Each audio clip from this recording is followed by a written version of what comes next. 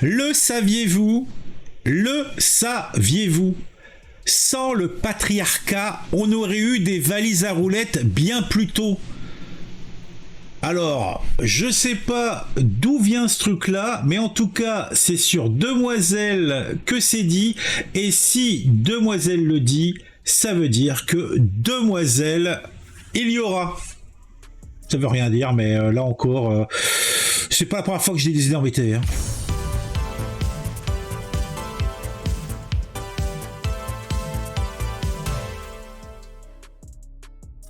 Un homme, un vrai homme, un musclé, un tatoué, ça porte sa valise tout seul. N'est-ce pas? Figurez-vous que c'est à cause de cette idée idiote que la commercialisation de la valise à roulettes a mis tant de temps. Dans C'est bien une idée de fille, l'autrice Catherine Marsal raconte la sexiste histoire des innovations. Ah, je sens qu'on va passer un bon moment. Nous connaissions la roue depuis des millénaires et pourtant l'être humain n'a pensé à mettre des roulettes à sa valise qu'au XXe siècle. C'est par ce constat mi-effaré, mi-amusé que débute le livre de l'autrice suédoise Catherine Marsal, qui, j'en suis persuadé, est impatiente de se faire... De se faire quoi? Quelqu'un va le dire dans le chat? Bon, alors laisse le temps de le faire.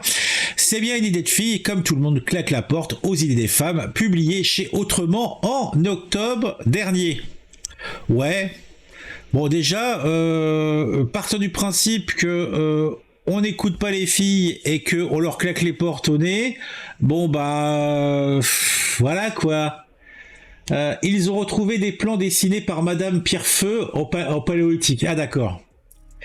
Elle y décortique comment le sexisme et les stéréotypes de genre ont forgé les innovations, mais aussi provoqué certains retards et certaines erreurs. Ah, je suis heureux, on va savoir plus. Comme si l'on avait su au bon moment mettre de côté les préjugés, des avancées et des progrès auraient pu être accomplis. Oh, c'est vrai que les sociétés et les effets d'entraînement n'ont rien à voir là-dedans.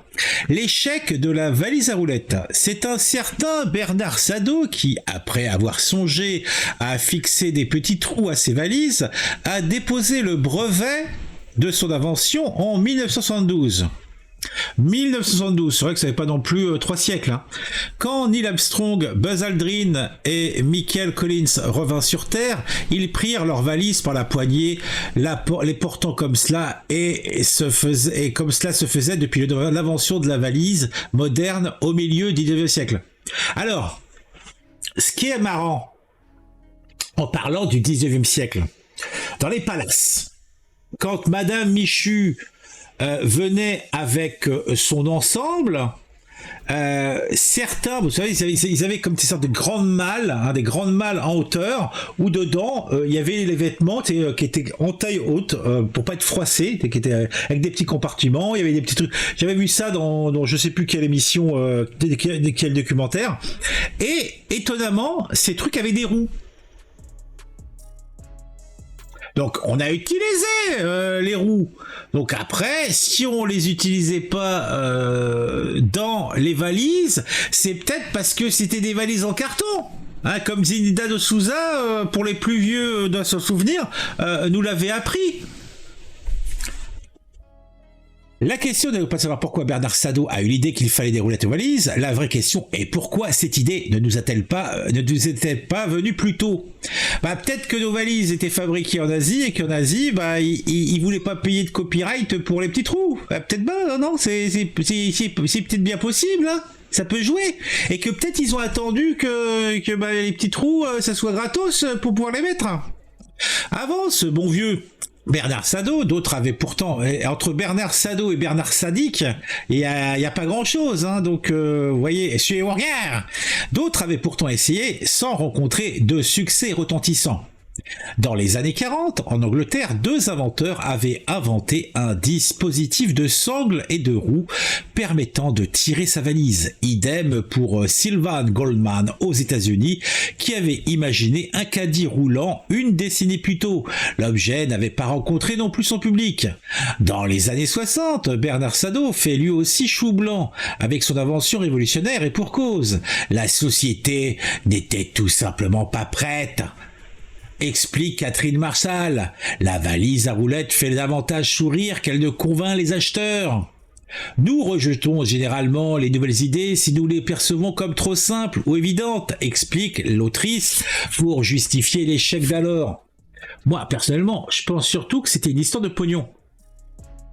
C'est que la valise de base, elle n'avait pas de roue parce qu'elle était rigide et que les fixations n'auraient pas tenu, et celle qui était en toile et on aurait pu avoir une armature était prohibitif niveau tarif. Ça peut jouer. Et puis bon, la démocratisation, c'est surtout depuis que la Chine produit, avant Taïwan, avant le Japon, produit en masse ces trucs. Hein? Mais bon, une roulette trop évidente, mais pas que. Mais ce n'est pas uniquement la simplicité de la roulette pour déplacer un objet lourd qui est en jeu. Il est aussi question de normes de genre. Waouh!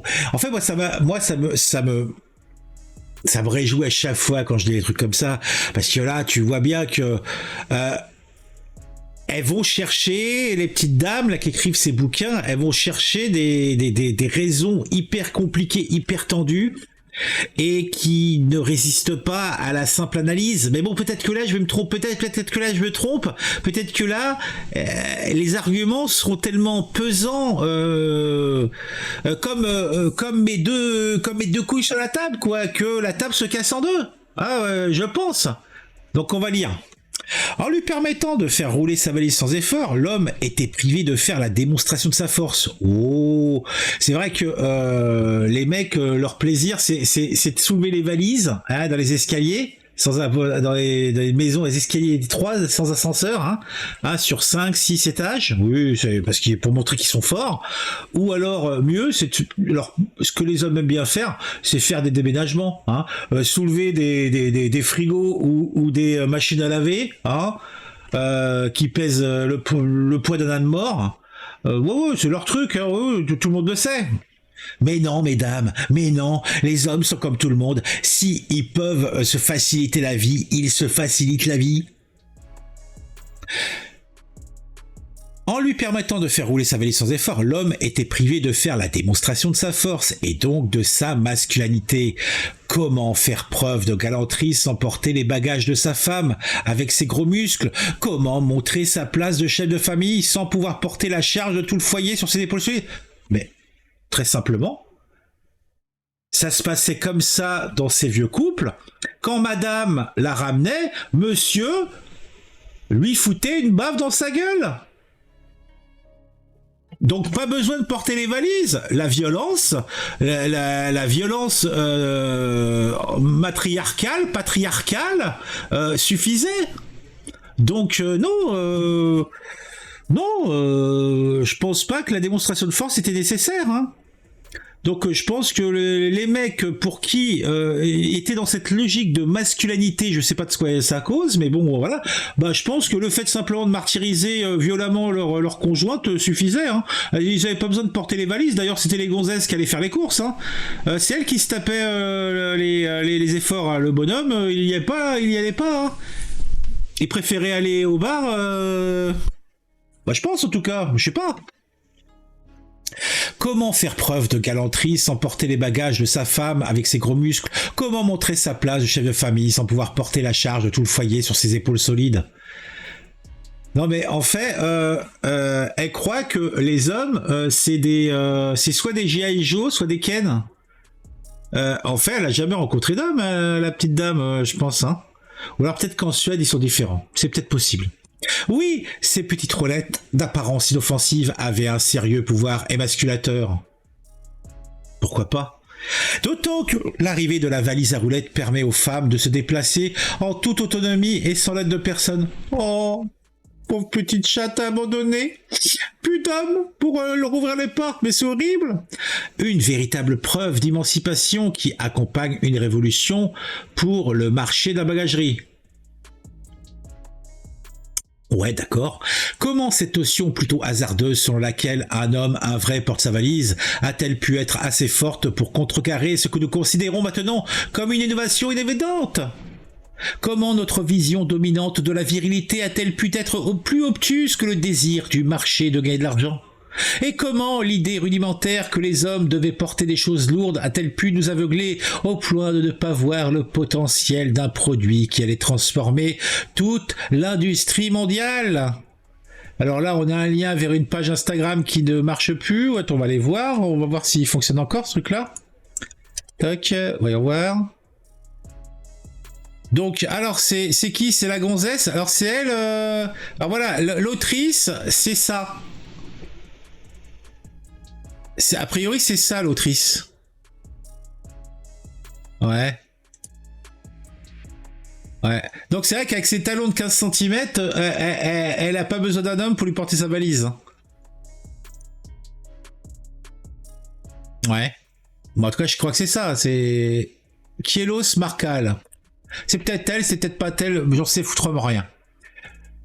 Mais bon, tout cela me laisse pensif. Tout cela me laisse songeur.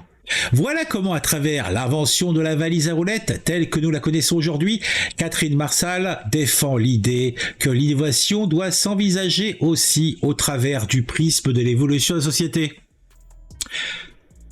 Je serais d'accord sur pas mal de choses. Mais sur la valise, j'ai foncièrement quelques doutes. Bon, à la limite, moi, la liberté de la femme et même du couple, même de l'individu, de la voiture, ça c'est un truc émasculateur, hein, à n'en pas douter, mais qui a une vraie importance. Je sais pas, tout ce qui est appareillage de cuisine pour faciliter la vie, hein, la couche jetable, ça, c'est un truc qui a changé la vie des femmes. Ça, c'est un truc, véritablement, mais c'est un truc de psychopathe.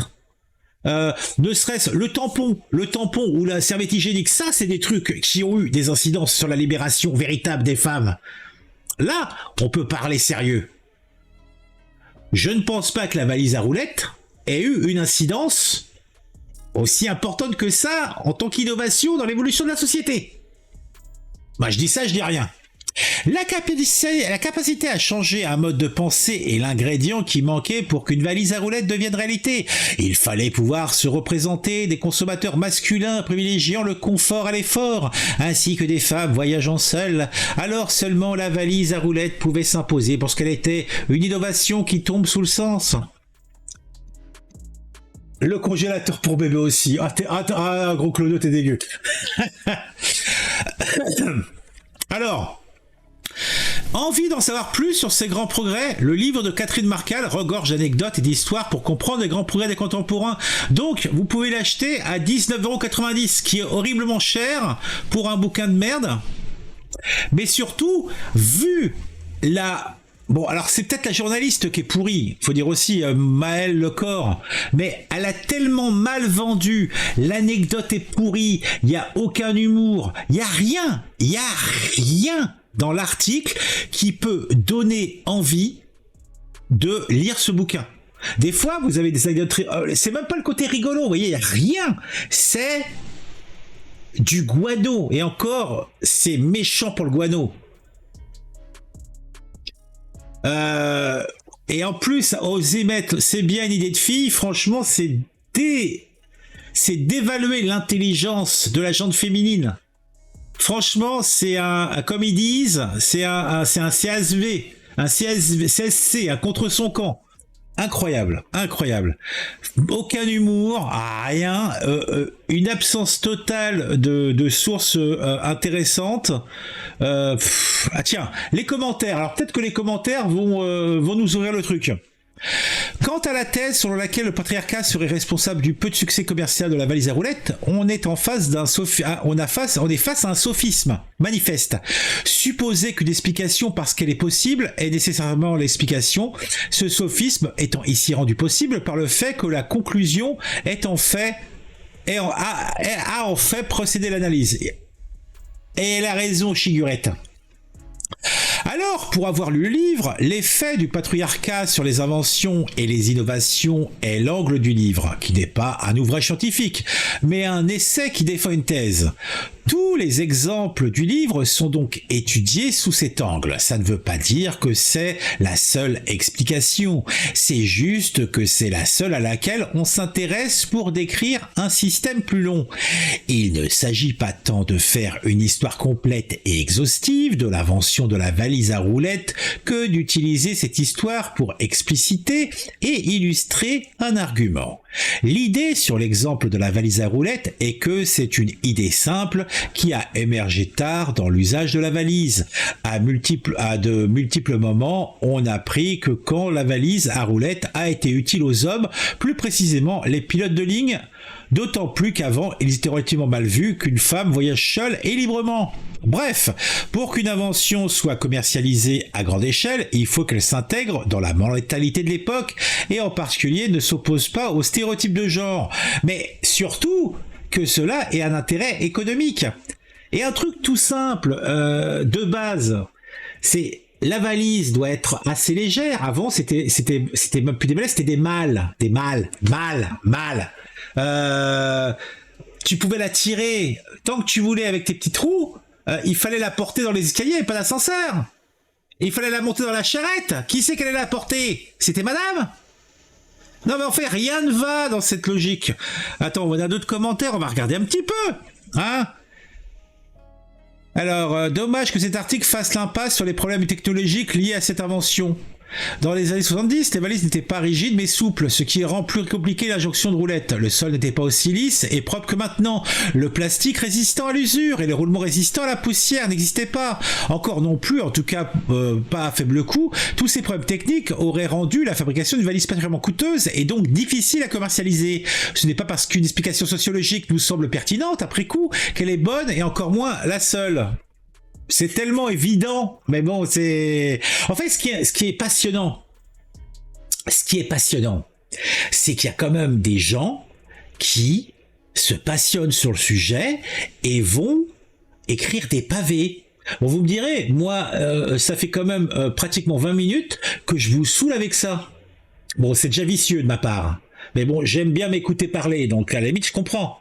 Jeanne d'Arc était une Sénégalaise transsexuelle unijambiste. Quel rapport? C'est ça le pire et après ça se plaint. Elles font comme les Africaines. Napoléon est une femme. Elle n'a rien à dire en fait. Les femmes n'ont jamais rien inventé. Dans tous les cas, c'est un homme qui l'a inventé et non une femme. Bon, les femmes ont inventé des trucs. Bon, est-ce que je lis les autres? Non, bah de toute façon, vous avez le lien en commentaire, donc si ça vous intéresse, n'hésitez pas à aller consulter l'article et les commentaires des gens. Hein, je vous les mets en rapide, donc après vous pouvez faire des screens, vous pouvez des arrêts sur image, comme ça vous pourrez tout lire hein, si ça vous sied. Voilà. On se retrouve très vite pour une nouvelle vidéo sur un sujet qui m'aura intéressé et qui, je l'espère, vous intéressera. Nonobstant, n'hésitez pas à mettre un j'aime à cette vidéo, à mettre un commentaire, à vous abonner sans attendre, parce que l'abonnement et l'activation de la petite cloche, c'est quand même du bonheur et du plaisir. On se retrouve très très vite pour une vidéo, comme je vous l'ai dit déjà plus tôt.